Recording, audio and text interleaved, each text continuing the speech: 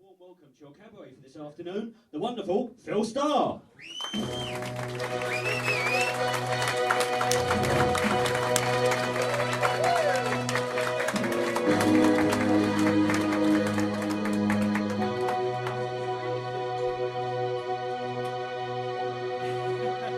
Can you hear the drums, Fernando? I remember long ago another starry night like this. In the firelight, Fernando, you are humming to yourself and softly strumming your guitar. I could hear the distant drums and sounds of bugle calls were coming from afar. There was something in the air that night. The stars were bright, Fernando.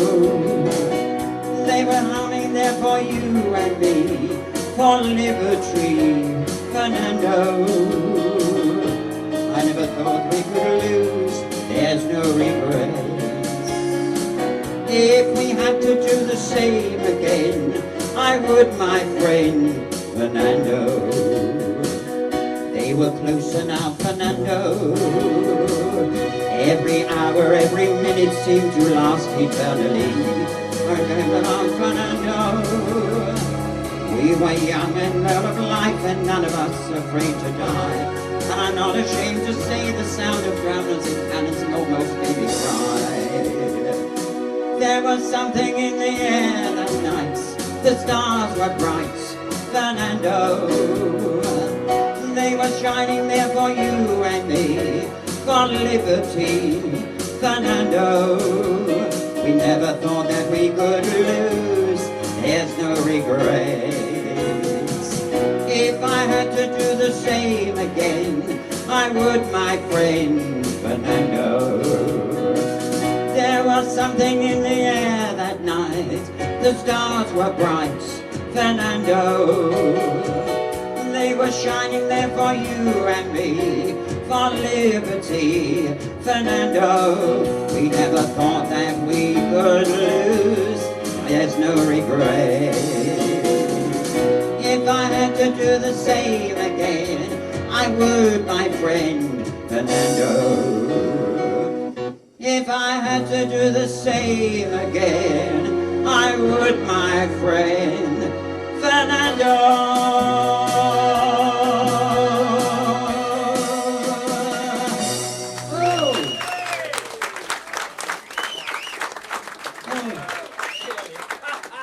Well, that was a fucking mouthful, wasn't it?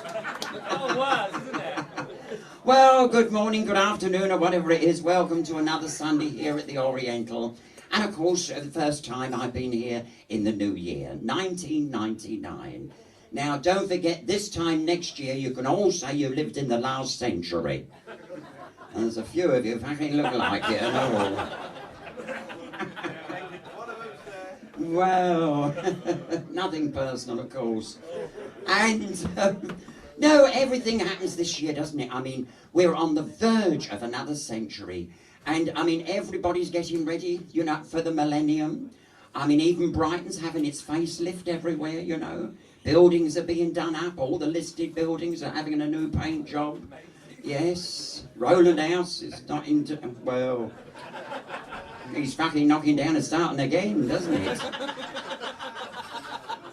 always remember the first time I ever went to stay there. Of course, she answered the door. I thought, fucking hell. And I said, how much do you charge to stay for the week? She said, well, I'm not sure. Nobody's ever stayed a week before. She said, how does £50 grab you? I said, £50 would be a pleasure. She said, if you want pleasure, it'd be £94. She said, there's only one drawback, you have to make your own bed. I said, well, I'm quite prepared to do that. She said, you'll find the nails and a hammer in the kitchen. I never stayed again. But, no, it's funny enough, you know, I was talking to a friend of mine the other day, and he was saying to me, you know, with a new year, you think that sometimes you should change your occupation, have a new sort of beginning. I mean, quite a lot of people do that. And this friend of mine has got a rotten job, really. He's been a toilet cleaner for years. You know, down in the dungeons, you know, in the gents, in one of the West End loos, you know. It's quite lively in there, you know. And no, he sees the world go by, really. And he was saying to me, you know, he said, it's a rotten job. He said, I've been doing it for 17 years. And he said, do you know, I've seen some changes.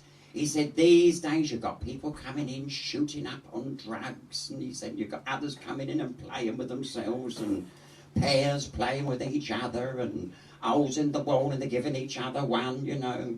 Kids coming in, sniffing glue. He said, you know, if somebody comes in for a good shit, it's like a breath of fresh air.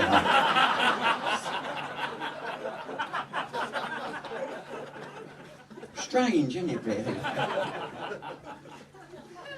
And because I always mention my next door neighbour, because, you know, I always can tell such lovely stories about her. She always tells me what she's done during the week. And she said her and one of her friends went up to the local golf course the other day. And they were just driving off on the first tee. And this poor old girl was just going to hit the ball, and another ball came over them out of nowhere, smacked her straight on the back of the head, knocked her unconscious. Well, the other one that lives next door to me, oh, she panicked. She thought, oh, my poor friend down there, the state of her. So she ran in the clubhouse. She said, oh, somebody quick, is there a doctor here anywhere? So this fella came over. He said, oh, I am a doctor. So she said, oh, thank goodness for that. She said, my friend's been hurt on the golf course. So he said, oh, what happened? She'd been hit by a ball. So he said, whereabouts did it happen? She said, well, between the first and second hole. So he said, well, it ain't left much room for a fucking plaster, is it?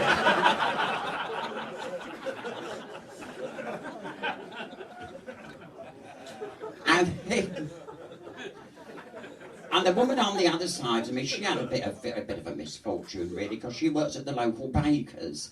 And the phone went the other day, she picked it up and she said, Ethel here. And this other woman said, oh, it's Vera, I'm your next door neighbour. She said, I was looking out of my back window this afternoon and your husband has hung himself with the washing line. Oh, she said, my goodness. She said, would you do me a favour? She said, of course I will. She said, if it looks like rain, bring him in, will you?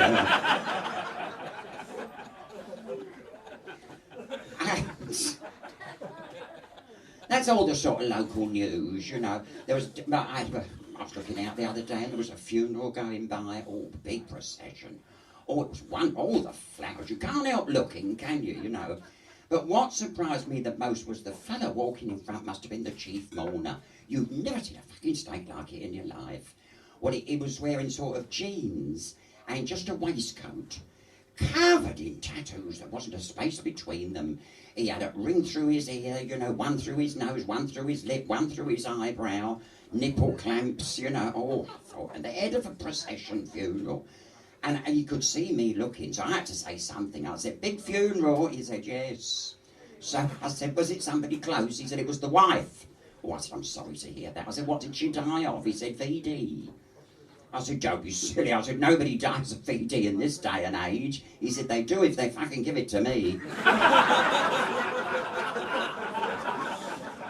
Did you read about that terrible plane crash the other... Oh, wasn't that awful?